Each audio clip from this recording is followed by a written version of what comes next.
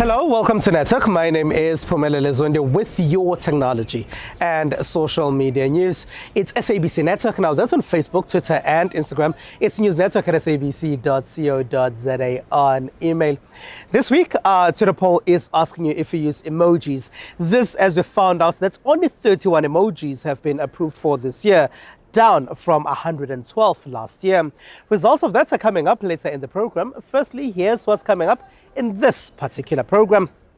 We find out about a new association that is a collaboration between various network providers. There's info on new categories that recognize songs that became popular because of digital platforms at the summers. And our conversation is about Code Like a Girl, an initiative that aims to close the skills gap between men and women. Mobile phone network providers and other internet providers have clubbed together to form an association that's going to overlook the industry. We went to its launch. The importance of the unified voice insofar as our sector is that also in areas of common interest within the infrastructure providers, we are going with one voice to government, to regulators, so that we are not causing unnecessary confusion on those areas that we have common interest. The first issue is the issue of the spectrum obligations that have been pushed out by ICASA in terms of the ITA in March, wherein the telcos are expected to roll out school connectivity, public institutions, and ICASA is supposed to have an implementation plan. We want to be part of that implementation plan to ensure that it makes sense and it is economically and financially sustainable. Actually, if you're following what has been happening in the last couple of weeks, the future of South African telecommunications industry, what I see is a lot of collaborations, a lot of joint ventures between the licensees themselves working together. Previously, we had a system wherein each and every person was building their own infrastructure. Now, we want to ensure that there's a lot of sharing where possible of infrastructure by the licensees. So in the future, this will lead to lower prices when people are sharing infrastructure. So ACT in itself is a public benefit organization. By public benefit organization, we have committed ourselves to ensuring that different sectors within the public space that require training and skilling of people to enter the market, be it the SMMEs, be it people that want to further their studies to realize skills in the ICT sector. That is the role that we'll be playing as ACT to make sure that those that want to enter the space get the equipment, get the right requisite skills to be able to function in the economy. When I say economy, I'm included those examples that you've made: health, education, you name it. I think it's really important with ACT, with the new association. Creating a unified voice will mean that we can talk to government as one entity. And that helps us with a number of different issues that we're faced with today.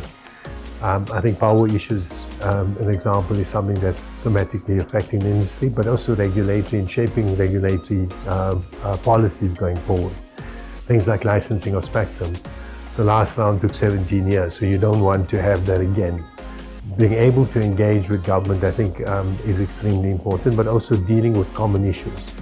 Things like the US-China trade wars, things like supply chain issues, inflation, localization, empowerment of women in the industry, transformation. So all of these things need to be dealt with. Also social obligations. And I think as an industry coming together, we can deal with some of these tricky issues and make sure that we come up with solutions. For a very long time, you would have thought that video content and music that's given awards are two separate entities. YouTube did exist, but at no point would you hear that at music awards they would recognize those that do well on YouTube. But TikTok came along, and a lot of songs that crossed our borders to other places internationally came from their popularity on TikTok. The South African Music Awards are recognizing this year. This is Nomfundo Mo, one of the musicians that made the list for the South African Music Awards' newest category, TikTok Viral Song of the Year. Nomfundo's song, Phakade Lami, received the nomination for its popularity on the social media platform. Because I never thought with a 22-year-old at this point in life, that much. So it's an achievement, and I'm hoping to spread my wings higher. TikTok has played a pivotal role in the music industry. Here in South Africa, we have seen this platform propel local music, especially the amapiano genre, to international levels. The song by Nigerian artist CK was released in 2019, but the rest of us caught it only in 2021 because it trended on TikTok. Music is part of the DNA of TikTok. We work so closely with musicians, independent musicians, labels, distributors, and obviously RISA to make sure that music in South Africa is amplified in the country, on the platform, as well as amplified globally to the world. This year marks 28 years of the Summer Awards, and they let us in on why they deem it important to have a TikTok category. Now in our 28th year, we decided that it's time that we recalibrate and we make sure that we reflect the trends of music consumption. We wanted to reach the young audiences, young professionals, and most of them can be found on platforms like TikTok. So we approached TikTok for a partnership to make sure that the things that we do resonate with that audience. Other songs nominated in this category include DJ Kari with the song Trigger, Daliwonga, Abomvelo featuring Melo and Sleazy, and MJ, Tozi, Sisonke featuring Kanyisa, Spoguhle and PD Jokes, to name a few. We do know that South Africa has a shortage of tech skills, and many people with those skills are leaving the country. But there are collaborations that are trying to help in building the country's IoT and AI skills. If you've ever searched for any information online, including on search engines like Google, Bing and DuckDuckGo, that's artificial intelligence at work. AI could be seen in how apps on your phone would know the places you frequent, when to suggest that you need to stop when driving, and what you'd usually order from your favorite fast food restaurant. But humans have to create the code and systems that make all of this work. The country generally has a huge shortage of AI skills, and that's why many are excited that Orbit Tivet College in Brits now has an AI center to train young people in this northwest town. Intel had a session with our principals at higher education and training offices. They then thought of an institution which can ensure that this pilot project does not fail. And in their mind, they then identified Orbit College as the institution which can pilot the project. This is done with the hope that the tech skills gap will be slightly reduced in South Africa. It is our responsibility in the Department of Higher Education to create opportunities for our people, for our students, for our human capital, to be able to take advantage of artificial intelligence, which is crucial and fundamental going forward for the new world and the new world economies, technology. We are at the precipice of the best technological inventions that the world has ever seen in the fourth industrial revolution, and therefore giving our students an opportunity for training and development in this area gives them an edge in terms of taking up opportunities that are presented by the fourth industrial revolution. This is the first in the country, but the partners hope they'll be able to expand beyond Brits and to other areas in the country, including others that are not in major cities as well. With this initiative, AI for the Future of Workforce is basically allowing the students to look at the challenges, the problems they see in their communities or globally. By using AI technology and giving them the fundamentals, they are able to create solutions which can scale not only for the local challenges they face, but potentially even global. So it's really inspiring the next generation to work and help improve society in general. They say what's happened in Brits has been successful, as they've trained more people who can now train others than they'd initially planned. So far, I'm quite happy. We have started with training of lecturers. I started training students. The response from both lecturers and students, including college council, is quite amazing. I have no doubt that the takeoff is a beautiful takeoff. While this project alone won't make South Africa a leader in IoT skills that are needed for the much talked about smart cities to work, the hope is that this start will eventually result in reducing the skills gap in technology. SABC Network on Facebook, Twitter and Instagram, News Network at sabc.co.za on email. After the break, we chat about Code Like a Girl, an initiative that wants to close the digital skills gap between young boys and young girls who will later become young men and women in the tech sector.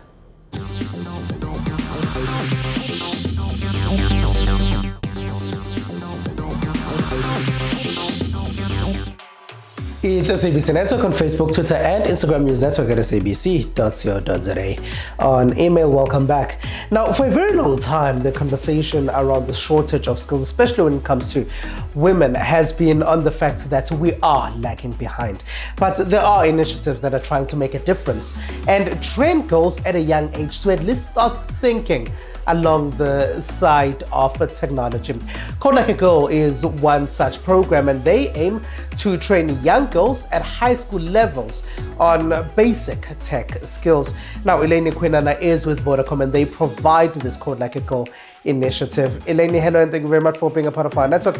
Maybe if you can start by telling us why this Code Like a Girl program is so important.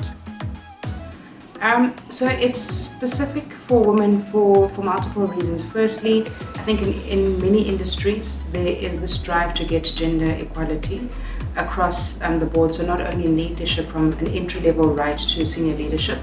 And if you look at the ICT space globally, female representation in technology fields is less than 30%. When you take it up to leadership levels, on an executive level and above, it's 15%. So why is it important? We believe in gender diversity. I personally really believe that there is power in diversity, where if you have multiple mindsets, multiple walks of lives coming together, you get a much better solution when you solve for it in a collective. So that's part of it. Secondly, what I didn't say is I also chair the Vodacom Women Network Forum for Vodacom SA, and that's one of our mandates, is how do we drive for gender equity. So put aside the documented targets for gender equity, how do we try and get it 50-50 on all levels? So Vodacom proudly has an SLT that's 50-50 men and female representation. Now it's about to dig deep on every level and achieve the same. So what do we teach them, Elaine? Is it JavaScript? Do they leave with skills that can also help them find employment? Firstly, let's park that they get to understand what JavaScript is, CSS, Bootstrap is. That is something that the ordinary South African citizen would not know, even if you are qualified in many other fields. So you give them a rare skill that is not out there. But you find that the girls that we put in a classroom to train on coding and how to build a website have never had exposure to technology.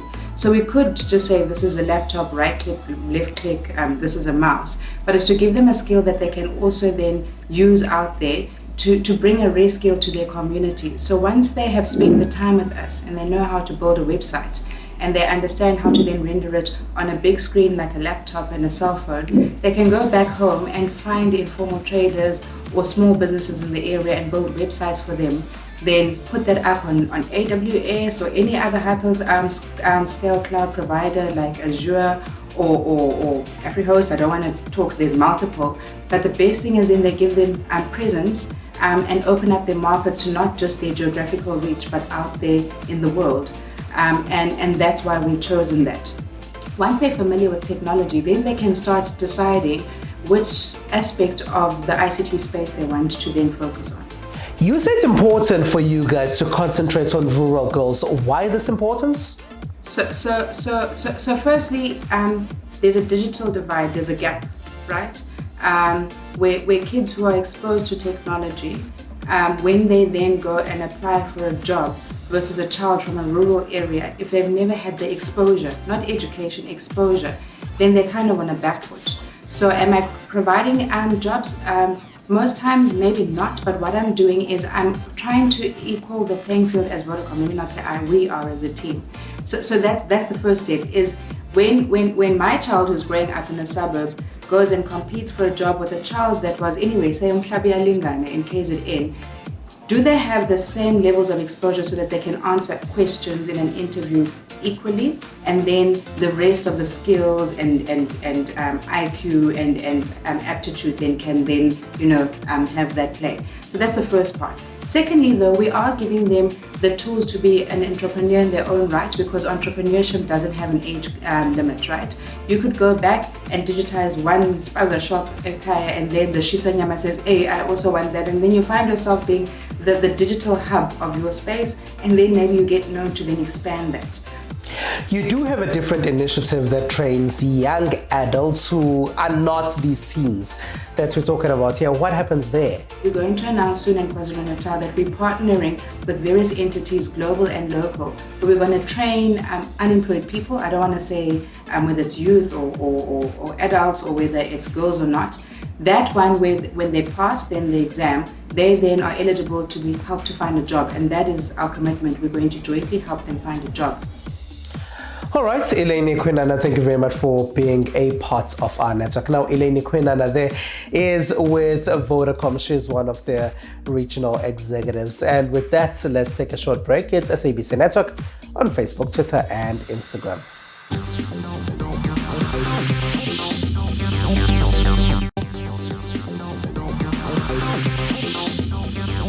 It is a SABC Network on Facebook, Twitter, and Instagram. Welcome back. Here's what else took place in the rest of the world in the tech space.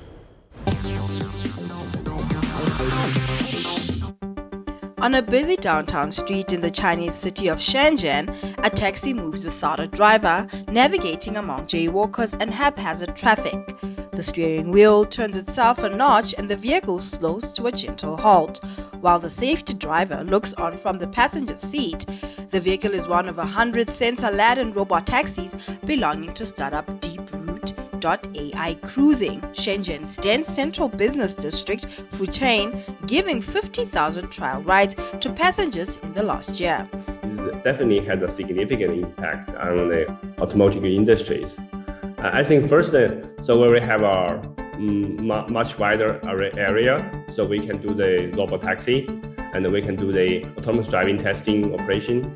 So this allows us to get in more and more data, and we can evaluate our algorithm much faster. Deeproot and other robotaxi companies like Whale Dynamic are banking on mass production to lower costs and make the mainstream use of AVs a reality.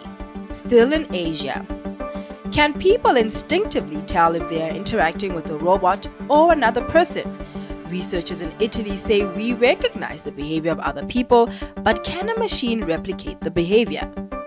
The team devised a non-verbal version of the Turing test, named after the English mathematician Alan Turing, who proposed the method of determining if a machine can be described as intelligent.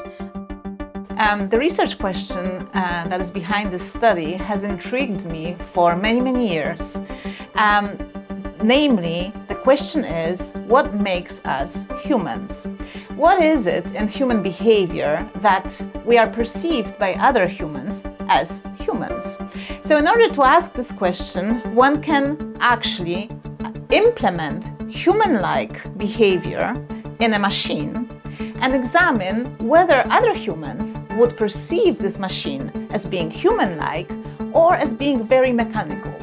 The same team of researchers have previously shown that the unsettling experience of making eye contact with a robot, known as the uncanny valley, is in fact more than just a feeling. And now in England. Smart glasses are giving deaf people a head-up display of live, real-time subtitles as they chat right in front of their eyes. The technology uses off-the-shelf augmented reality glasses that are tethered to a smartphone with an app that turns any speech picked into text displayed on the side of the lenses. So effectively, we're taking that audio stream from the microphone on the glasses, we're running it through a piece of transcription software, which users have probably seen before, an ability to turn audio into subcaptions. What we're doing though is then taking those captions and putting them into augmented reality. If any of you have got a heads-up display within your car, it's the exact same technology that we use. So effectively, those images are projected straight into your eyes. XRA eyeglass are now recruiting alpha testers who either can't lip read or struggle to pick up multiple conversations taking place at once to help perfect the software. So every year, new emojis get approved. Now, emojis are the little faces and other creatures that we use when we're chatting. But this year, only 31 were approved. It's down from 112 last year. So could we be running out of emojis? But nonetheless, this week, our Twitter poll is asking you if you use emojis when you are chatting. 73% of those that responded to our poll say yes, they do use emojis. In last place is 4%, and those people say no. At 24% are people who say only sometimes. And that's it. That's all we have for you. Find us on SABC Network on Facebook, Twitter, and Instagram. It is News Network at sabc.co.za on email. From me, it's Phumelele Zondi and the rest of the team. Have a good one. Bye-bye.